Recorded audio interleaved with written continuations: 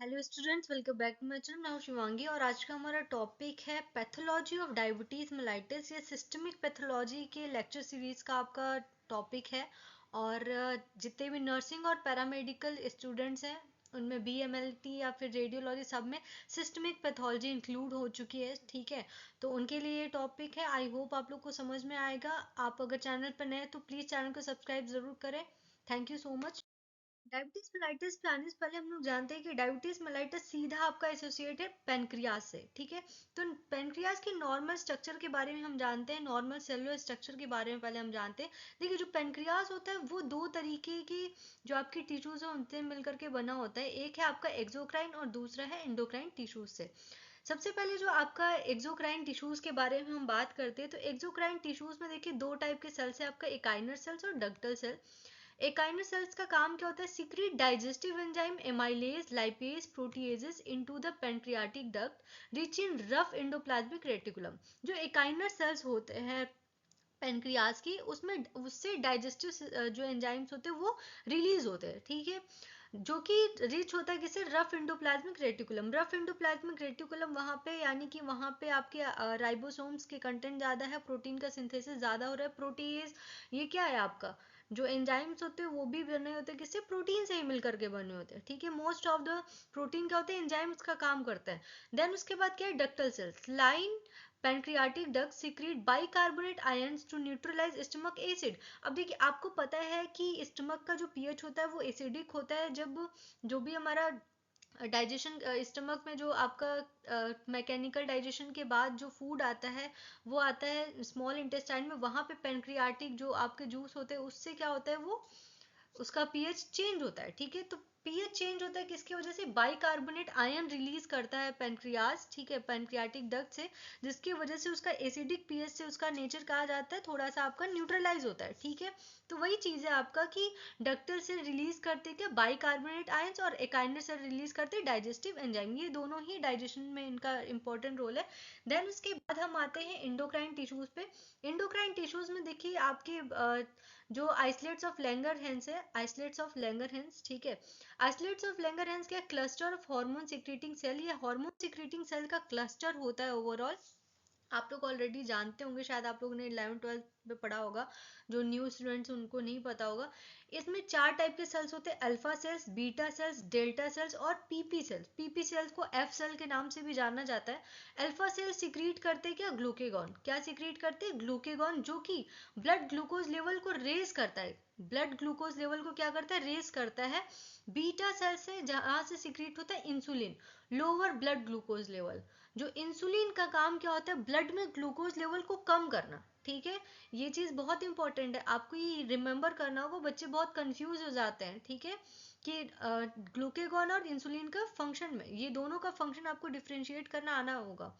फिर देन उसके बाद डेल्टा सेल से, डेल्टा सेल सिक्रीट करता है सोमेटोस्टैटिन, जो कि इंसुलिन और ग्लूकेगॉन रिलीज को इनहिबिट करता है।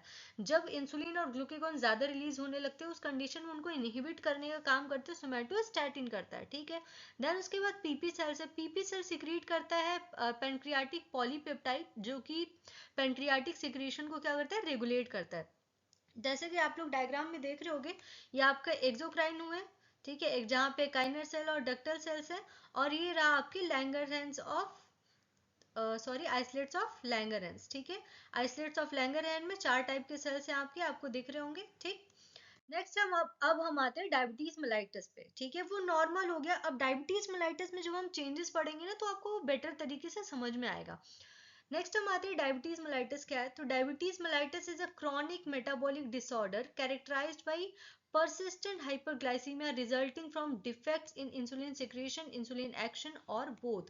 डायबिटीज मेलाइटिस एक क्रॉनिक मेटाबॉलिक डिसऑर्डर है जो कि क्या कॉज करता है? हाइपरग्लाइसीमिया कॉज करता है, परसिस्टेंट हाइपरग्लाइसीमिया कॉज करता है। किसकी वजह से? मेन रीजन क्या है इसका? इंसुलिन का प्रॉपर तरीके से सिक्रीशन नहीं, यानी defective insulin secretion. Insulin action, insulin का एक्शन प्रॉपर नहीं हो रहा है। ठीक है, इंसुलिन का एक्शन प्रॉपर नहीं हो रहा है तो ब्लड ग्लूकोज लेवल आपका मेंटेन नहीं हो पाएगा, ब्लड ग्लूकोज आपका सेल्स तक नहीं पहुंच पाएगा, और ग्लूकोज सेल तक नहीं जाएगा तो वहां पे एनर्जी का प्रोडक्शन नहीं होगा। ठीक है, तो वो अफेक्ट करता है, ओवरऑल मेटाबॉलिज्म को अफेक्ट करता है। और बोथ आपका, या फिर इंसुलिन का सिक्रीशन और एक्शन दोनों ही इसमें क्या हो रहा है, स्टॉप हो रहे हैं। उस कंडीशन में क्या कॉज हो रहा है, डायबिटीज मेलाइटिस कॉज हो रहा है, ठीक है। देन उसके बाद हम बात करते हैं, this condition disturb carbohydrate, fat and protein metabolism leading to various acute and long term complication. ये जो आपका कंडीशन है डायबिटीज मेलाइटिस, कार्बोहाइड्रेट, फैट और प्रोटीन मेटाबॉलिज्म को इंटरप्ट करता है। फॉर एग्जांपल कार्बोहाइड्रेट मेटाबॉलिज्म में मैंने आपको बताया कि ब्लड ग्लूकोज लेवल जब आपका इंक्रीज होता है तो उस कंडीशन में क्या होगा कि अगर इंसुलिन प्रॉपर तरीके से एब्जॉर्ब नहीं कर रहा है, ठीक है, एब्जॉर्ब नहीं कर रहा है, सेल तक नहीं पहुंचा रहे ग्लूकोज को, इंसुलिन जो है रिसेप्टर्स तक बाइंड नहीं कर पा रहा है, तो ब्लड ग्लूकोज क्या आपका वो सेल तक नहीं पहुंचेगा। अब सेल तक ग्लूकोज नहीं पहुंचेगा तो मेटाबॉलिज्म से एनर्जी कैसे प्रोडक्शन होगा, ठीक है, तो वो एक इंपॉर्टेंट चीज है। देन इसके बाद DM is leading cause of morbidity and mortality world over. जो डायबिटीज मेलाइटिस है, जो खास करके जो ग्रोइंग कंट्रीज हैं, ठीक है, जो डेवलपिंग कंट्रीज है, वहाँ पे इस टाइम काफ़ी ज़्यादा कह सकते हैं डेथ रेट इंक्रीज करने का, और काफ़ी ज़्यादा प्रॉब्लम कॉज कर रही है। वहाँ पे काफ़ी लोग इसके पेशेंट काफ़ी ज़्यादा बढ़ रहे हैं। मेन रीज़न ओबेसिटी और पुअर लाइफस्टाइल है। देन उसके बाद हम आते हैं टाइप्स ऑफ डायबिटीज मेलाइटिस पे। तो डायबिटीज कितने टाइप के होते हैं, 4 टाइप्स के होते हैं। 4 टाइप्स के होते हैं। सबसे पहला क्या है आपका टाइप 1 डायबिटीज मेलाइटिस।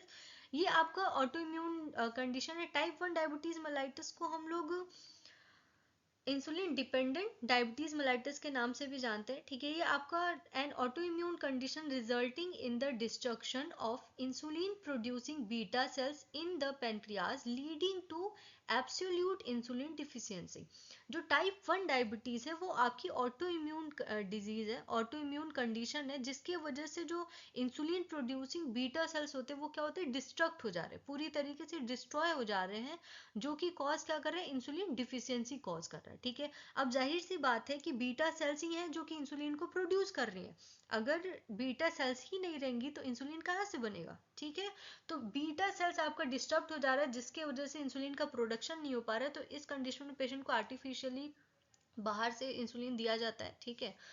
देन उसके बाद क्या आपका टाइप 2 डायबिटीज। टाइप 2 डायबिटीज आपका बेसिकली कैरेक्टराइज है insulin resistant and relative insulin deficiency often associated with obesity and lifestyle factors. जो टाइप 2 डायबिटीज मेलाइटिस है ये आपका इंसुलिन रेजिस्टेंस के वजह से होता है, यानी कि इंसुलिन के जो रिसेप्टर्स होते हैं सेल पे प्रॉपर तरीके से इंसुलिन को रिसीव नहीं कर पाते, या फिर कुछ अलग कंडीशन जिसकी वजह से इंसुलिन की डिफिशियंसी हो रही है, ठीक है। ये आपका इसको इंसुलिन नॉन डिपेंडेंट डायबिटीज के नाम से भी जानते हैं हम। ये आपको ओबेसिटी और लाइफस्टाइल फैक्टर पे डिपेंड करता है। देन उसके बाद आता है gestational diabetes mellitus. Gestational diabetes mellitus देखिए, जो प्रेगनेंसी के केस में हार्मोनल चेंजेस होते हैं उसकी वजह से क्या होता है कि जो फीमेल्स होती हैं उनमें ग्लूकोज इंटॉलरेंस बढ़ जाता है, ठीक है। ग्लूकोज को वो टॉलरेट नहीं कर पाते, इंटॉलरेंस बढ़ जाता है, रीअब्जॉर्प्शन अब्जॉर्प्शन नहीं हो पाता। वो कंडीशन क्या आपका जेस्टेशनल डायबिटीज है, यानी कि इंसुलिन की जो फंक्शन है उसको अफेक्ट करता है वो। 4 है आपका अदर स्पेसिफिक टाइप के भी आपके हैं, जो कि आपका मोनोजेनिक डायबिटीज है, सेकेंडरी डायबिटीज है ड्यू टू पैंक्रियाटिक डिजीज और ड्रग इंड्यूस्ड डायबिटीज। कुछ कुछ ड्रग ऐसे होते हैं जिनकी वजह से डायबिटीज होती है, और कुछ कुछ ऐसे पैंक्रियाटिक डिजीज है जिसकी वजह से डायबिटीज आपकी होती है, इसको सेकेंडरी डायबिटीज कहते हैं। तो वो सारी कंडीशन को अदर स्पेसिफिक टाइप में रखा गया है। देन उसके बाद हम आते हैं पैथोजेनेसिस पे। पैथोजेनेसिस देखिए डिपेंड करता है कि रीजन क्या है, कॉजेस क्या है, ठीक है। तो सबसे पहले हम बात करते हैं ये टाइप 1 के बारे में। टाइप 1 यानी कि इंसुलिन डिपेंडेंट डायबिटीज जो है, इंसुलिन डिपेंडेंट डायबिटीज का मेन रीजन देखिए कि आपका जेनेटिक एक ससेप्टिबिलिटी है, और दूसरी आपकी इन्वायरमेंट फैक्टर्स इसमें आ जाते हैं, ऑटो इम्यूनिटी जो ट्रिगर करते हैं, ठीक है, और ऑटो इम्यून फैक्टर्स आ जा रहे हैं, ठीक है। जेनेटिक ससेप्टिबिलिटी में कोऑर्डिनेट्स इन आइडेंटिकल ट्विंस में 50% चांसेस है, और फिर जो एचएलए रीजन है और उसमें आपकी ससेप्टिबिलिटी जीन प्रेजेंट होने की वजह से जो कि बीटा सेल्स को डिस्टर्ब कर रहे हैं। फिर इन्वायरमेंटल फैक्टर में वायरल इन्फेक्शन की वजह से ऑटो इम्यूनिटी ट्रिगर हो रही है, उस कंडीशन में भी आपका, या फिर पेनक्रियाज के जो बीटा सेल्स है वो डिस्ट्रक्ट हो रहे किसी रीजन की वजह से। बोवाइन मिल्क प्रोटीन है जो कि ऑटोम्यूनि बेसिकली कह सकते हैं कि 4 महीने के कम के बच्चों में अगर काउ मिल्क दिया जाए तो उस कंडीशन में ये बीटा सेल्स को डिस्टर्ब करते हैं, बीटा सेल को हार्म पहुंचाते हैं। देन ऑटो इम्यूनिटी फैक्टर्स है, आइसलेट सेल्स एंटीबॉडीज बन रहे हैं, इंसुलाइटिस की कंडीशन हो रही है, CD4 T lymphocyte mediated selective destruction of beta sales, यानी कि CD8 और टी लिम्फोसाइट क्या कर रहे हैं, बीटा सेल्स को डिस्ट्रक्ट कर रहे हैं, ठीक है। ओवरऑल आप कह सकते हो ऑटो इम्यूनिटी फैक्टर्स की वजह से क्या हो रहा है, टाइप 1 डायबिटीज मेलाइटस हो रहा है, जिसमें बीटा सेल डिस्ट्रक्ट हो रहे पूरी तरीके से, ठीक है। बीटा सेल्स ही डिस्ट्रक्ट हो जाते हैं, जिसकी वजह से इंसुलिन का प्रोडक्शन आपका अफेक्ट होता है। देन उसके बाद सेकंड हम आते हैं टाइप 2 डायबिटीज का क्या है पैथोजेनेसिस। पहला आपका जेनेटिक फैक्टर है, ठीक है। बोथ पेरेंट्स अगर डायबिटिक है तो 50% रिस्क होता है चाइल्ड में, अगर उसकी लाइफस्टाइल बेटर नहीं है तो। देन उसके बाद अदर फैक्टर्स आपके आ जाते हैं, ओबेसिटी, हाइपरटेंशन और लो फिजिकल एक्टिविटी, ठीक। ये क्या करते हैं, डिक्रीज इंसुलिन सिक्रीशन। अगर जेनेटिक फैक्टर है तो उसकी वजह से भी क्या आपका इंसुलिन सिक्रीशन को डिक्रीज कर देता है। दूसरा क्या आपके जेनेटिक फैक्टर इंसुलिन को रेजिस्टेंट भी कर सकते हैं, ठीक है। या फिर इंसुलिन का सिक्रीशन डिक्रीज हो रहा है या फिर इंसुलिन रेजिस्टेंस हो रहा है, ठीक है। और जो आपके अदर फैक्टर ओबेसिटी और हाइपरटेंशन, ये कॉज करते हैं इंसुलिन के रेजिस्टेंट को। इंसुलिन रेजिस्टेंट देखिए क्या होता है कि कोई भी सेल है, ठीक है, कोई भी हार्मोनल एक्शन के लिए सेल के ऊपर रिसेप्टर्स होते हैं, अगर ये रिसेप्टर्स से ये हार्मोन जाकर के बाइंड करते तब जाकर के आगे का एक्शन होता है, ठीक है। तो उस केस में क्या है कि आपका इंसुलिन रिसेप्टर से बाइंड प्रॉपर नहीं कर पाता, ठीक है। रिसेप्टर्स आपके प्रॉपर इंसुलिन को रिसीव नहीं कर पाते किसी अदर रीजन, ठीक है। वो कंडीशंस है आपका क्या, टाइप 2 डायबिटीज मेलाइटस, ठीक। Receptors and post receptor defect, जो रिसेप्टर्स है उसमें डिफेक्ट है। इम्पेयर्ड ग्लूकोज यूटिलाइजेशन, ग्लूकोज का यूटिलाइजेशन इम्पेयर्ड है। इस रीजन से क्या हो रहा है, आपका इंसुलिन का रेजिस्टेंस हो रहा है, इंसुलिन क्या हो रहा है, रेजिस्टेंस कर रहा है। और डिक्रीज इंसुलिन सिक्रीशन, जैसे एमाइलिन हो गया, ग्लूकोज टॉक्सिसिटी की वजह से या फिर लिपोटॉक्सिसिटी की वजह से क्या हो रहा है कि इंसुलिन का जो प्रोडक्शन है वो काफी ज्यादा लेस हो रहा है, ठीक है। तो ये रीजन है टाइप 2 डायबिटीज मेलाइटस के। ये आपके ये कॉज क्या करेगा, आपका हाइपरग्लाइसीमिया करेगा, जो कि आपका टाइप 2 डायबिटीज मेलाइटस है। नेक्स्ट हम बात करते हैं morphological features in pancreatic islet. Morphological features में ये कि आपके कौन कौन से चेंजेस आते हैं, जो पैनक्रियाटिक के आइसलेट से पैनक्रियाज में कौन कौन से चेंजेस आते हैं उसके बारे में हम बात करेंगे, ठीक है। तो सबसे पहले हम बात करेंगे इंसुलाइटिस। इंसुलाइटिस कॉज हो रहा है, ठीक है।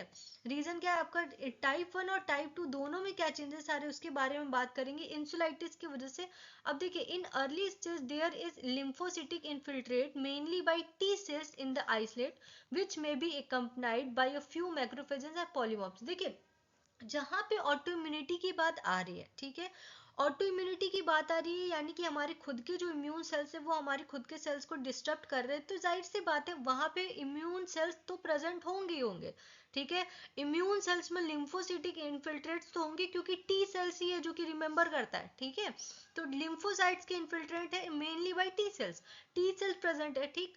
अब देन उसके बाद क्या, आपके मैक्रोफेजेस भी प्रेजेंट है और पॉलीमॉर्फ्स भी प्रेजेंट है, क्योंकि अब ऑटो इम्यूनिटी वहां ट्रिगर हो रही है, तो जो इम्यून सेल्स है वो तो प्रेजेंट होंगे ही होंगे, ठीक है।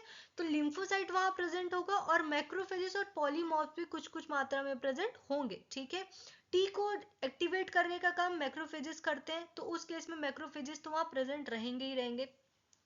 अगर डायबिटिक इन्फेंट्स की बात है, diabetic infants born to diabetic mother however have eosinophilic infiltrate in the islets. जो डायबिटिक इन्फेंट्स है, जो कि डायबिटिक मदर से बॉर्न हुए थे, किसी बच्चे को मदर से ही डायबिटीज मिल रही है, तो उस कंडीशन में वहां पे ईओसिनोफिलिक इन्फिल्ट्रेट्स मिलते हैं, किसमें, आइसलेट्स में। ये कंडीशन है टाइप 1 के बारे में बात करें, इंसुलाइटिस की कंडीशन हो रही है, ठीक है। ये टाइप 1 में हम लोग बात करें, जब हम लोग टाइप 2 में इंसुलाइटिस की कंडीशन में देखते हैं तो क्या है, कोई भी ल्यूकोसाइट ल्यूकोसिटिक यानी WBC के इनफिल्ट्रेट वहां पे नहीं मिलते हैं, ठीक है, in the islet, but there is variable degree of fibrous tissue in the islets. Fibrous tissue मिलते हैं आइसलेट्स में, लेकिन ल्यूकोसाइट के इनफिल्ट्रेट नहीं मिलते टाइप 2 में, ठीक। देन उसके बाद हम लोग बात करते हैं आइसलेट्स के सेल मास पे क्या इफेक्ट पड़ता है। तो आपको पता है कि टाइप 1 में बीटा सेल्स का क्या होता है, डिस्ट्रक्शन होता है, ठीक है। As the disease become chronic there is progressive depletion of beta cells mass, eventually resulting in total loss of pancreatic beta cells and its हाइलाइनेशन।